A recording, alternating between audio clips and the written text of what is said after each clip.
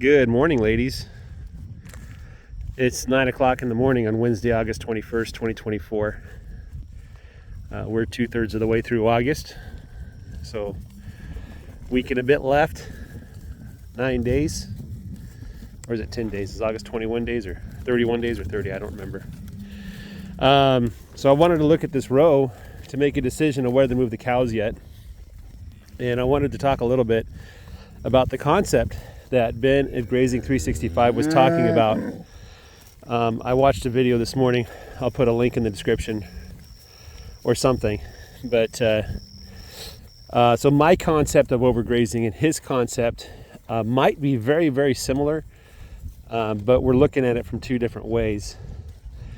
And as I walk through the pasture here, I want you guys to watch the grass and ask yourself if you would move the cows or leave them here for another day. That's the decision I have to make. I'll tell you my decision when I get to the end of the row. So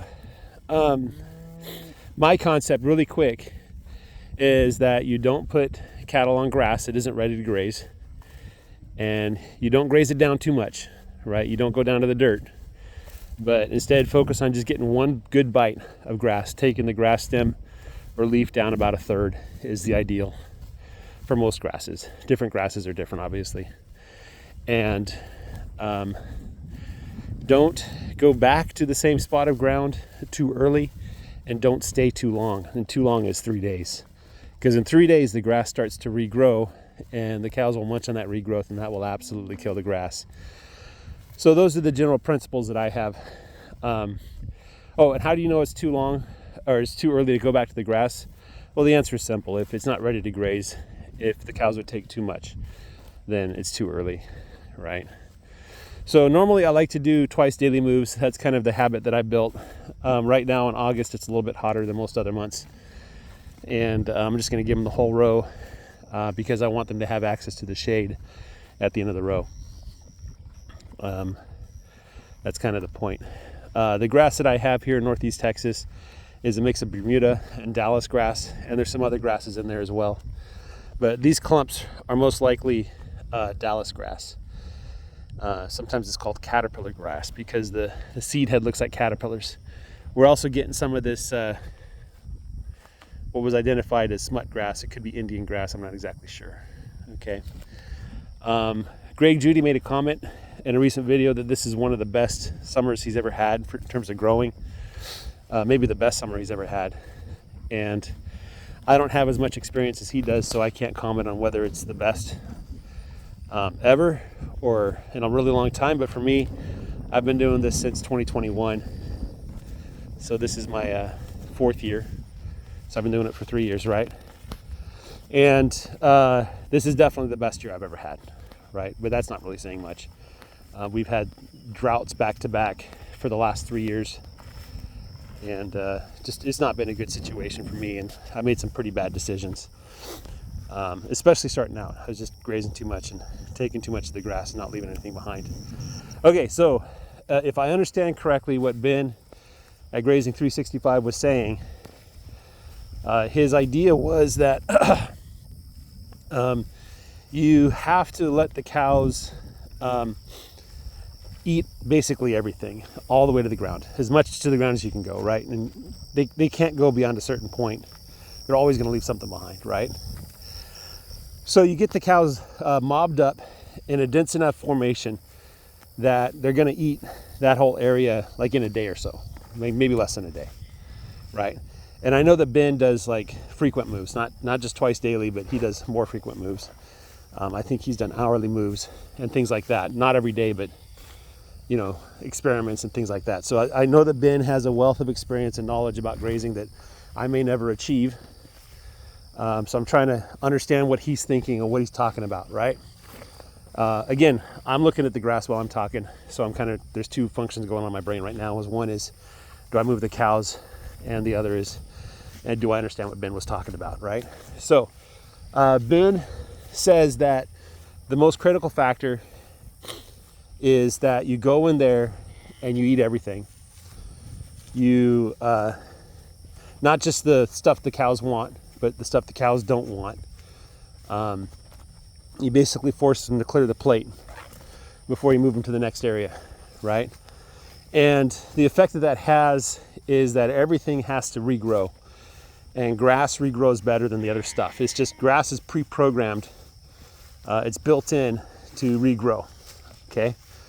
So then you wait for a long time until the grass is completely recovered, maybe a little bit earlier if you want more protein in your food. And then you go back and graze again, right?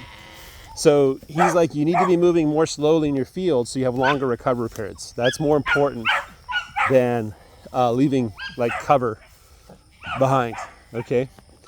So where we agree is the recovery periods. This is kind of interesting here. Oh, the doggy got out. Let me get that closed. All right, disaster averted. I was able to fix the corner of that fence. Puppies are all inside. The lambs did not escape. And that ram has upset me because he wants to be with his honeys. Anyway, so the importance was recovery period is what I was saying. So I think Ben and I both agree that we need to give the grass time to recover. I think pretty much everybody agrees that you need to give the grass time to recover. And I'm gonna put little caveats there. Certain kinds of grass recovers more quickly than other kinds of grass.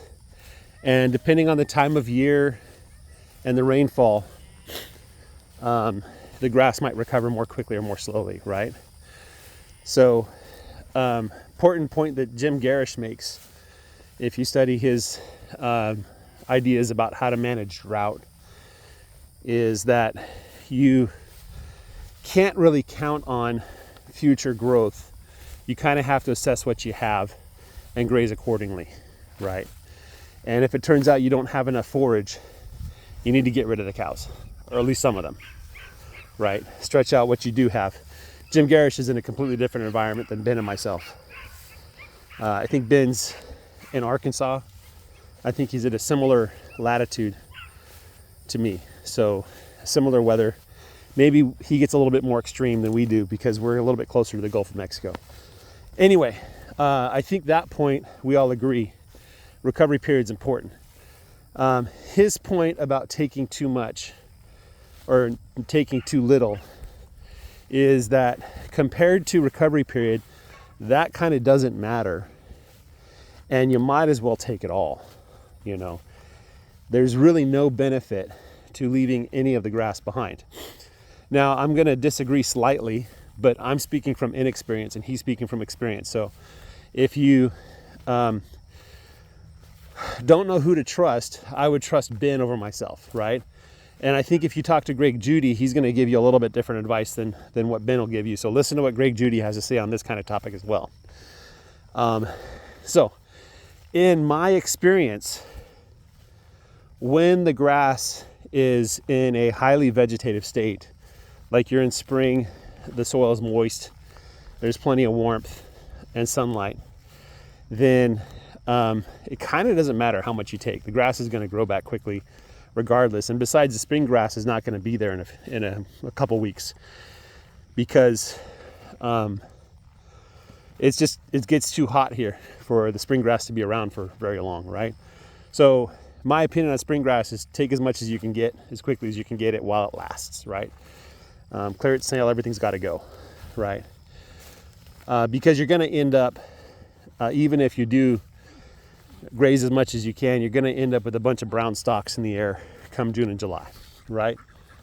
Now, the summer is quite a bit different in my experience, okay?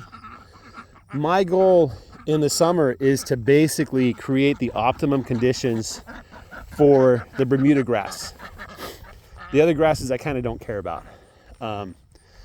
So in my experience, if you graze the Bermuda grass down to the ground, like this area here, there's not a lot of Bermuda grass. It doesn't recover as quickly.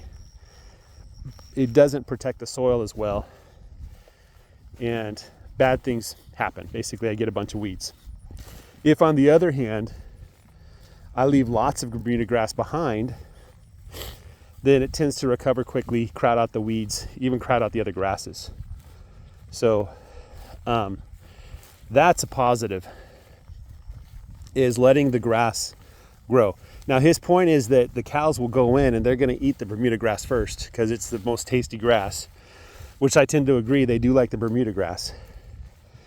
And so if you are doing selective grazing like I am, you can't let the cows eat too much of the good stuff, which means you can't put pressure on the bad stuff. Okay? But in my experience, my limited experience, again, I'm not backed up by studies or anything like that, so take this with all the salt that you have.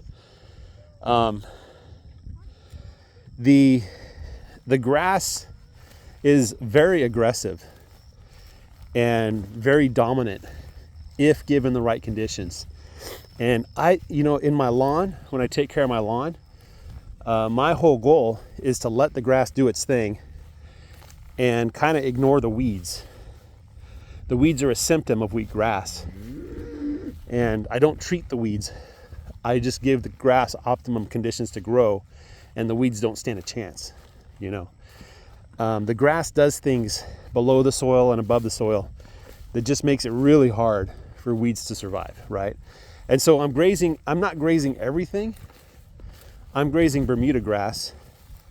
And then when the Bermuda grass is grazed sufficiently, then I move on, right? So now I've walked back and forth in this row. The cows have been here for a couple days, and I have to make a decision. And the decision I make is to move the cows. I just didn't see a lot of grass that they were going to eat. I saw some Bermuda grass that was a little bit grazed too much to my liking, and so I want to get the cows out of here. And I think the cows put unequal pressure, given the whole row. They ate more grass on this side than they did on the other side. I'll just kind of give you a comparison of what this side looks like. This is the row we're going to move into. Okay. Now keep in mind, this part of the pasture during the winter, I completely overgrazed. I abused. It was a sacrificial part of the ground. The spring grass came in strong, but the summer grass is just not really strong here. So that's what it looks like going in, and this is what I left behind last move for the last row. Moving them twice daily or more or less. And they weren't able to graze this but for a couple hours before I moved them off. So you can see that maybe this last area is regrown already. Maybe a little bit it's regrown. I don't think so, but they really abuse this part. So maybe 2 days is too much. Maybe I need to give them a little more space to make them all happy. So I'm going to move them, and then I'll come check them out in 2 days and see where they're at. But I assume it's going to look pretty much like this does. And we'll see what it looks like in 2 or 3 months, come October. I don't know that we have much growing season left in the summer here. Probably we won't be back here. The sheep might visit here in a couple weeks, maybe 4 or 5 weeks, so maybe a month from now. But definitely the cows won't be back here for a long time. All right, guys, have a great day. Take care and bye-bye.